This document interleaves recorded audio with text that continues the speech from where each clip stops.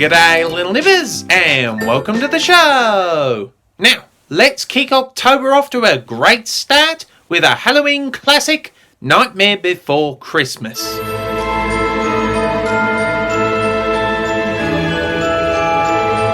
I mean, as if this film needs an introduction, it's almost become a staple of Halloween and Christmas movies in modern times, and Tim Burton's unique story and characters make this an instant classic. Also, it's the one movie I can name that spans over 2 holidays. It's great because this film has a lot going for it. Most movies only focus on the Christmas aspect or only focus on the Halloween aspect.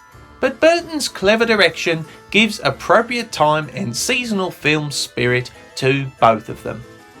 Originally based on a poem and then a book that Burton wrote, when seeing Halloween decorations right next to Christmas ones, this film manages to capture both an alluring gothic charm that is signature to Burton movies, while keeping that innocence and sense of fantasy that a lot of kids can relate to. And what did Santa bring you, honey?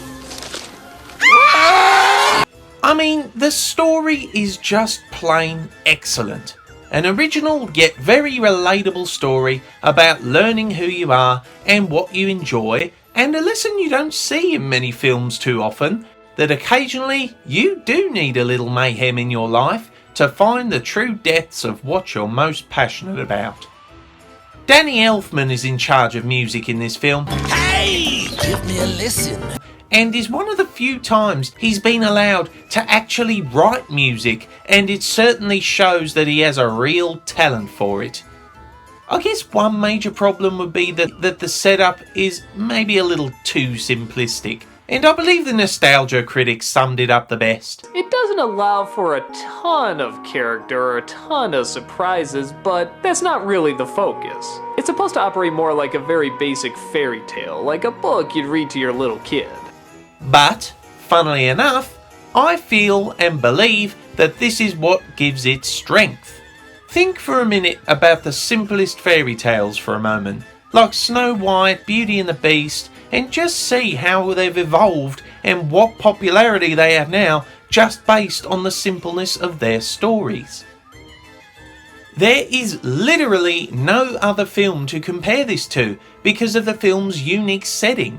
So, people just keep watching it because it appeals to so many aspects of fantasy and magic that we have never been introduced to. And in many ways, it's like one of those useful inventions you never know you needed until it was there. Also, this film demonstrates beautifully that stop motion animation, which I love so much. Many people find it creepy, but I find it quite charming. Think about it. All of those old stop motion shows like Noddy and Postman Pat and Fireman Sam. Now take a look at them. It just adds a certain uniqueness to the already unique story, unique characters and unique concept.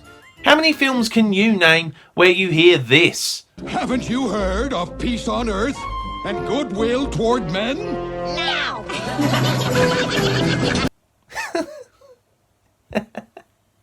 Overall, this film has to be one of my favourites, not just in Burton films, but films overall.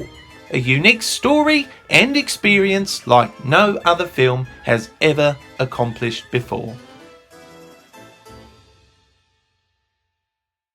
I score this film 10 out of 10 Croc points. A truly inspirational piece of work. Well done, Burton.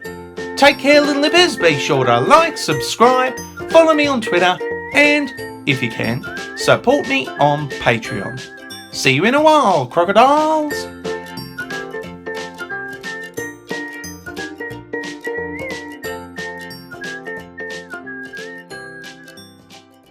Haven't you heard of peace on earth and goodwill toward men? Now!